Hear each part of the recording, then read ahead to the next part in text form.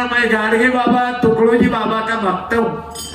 मैं मेरे मित्रों को आवाज देता हूँ। हाँ आओ रामचेट नंदू बाबू आओ। अरे रामचेट फोटो देना आपको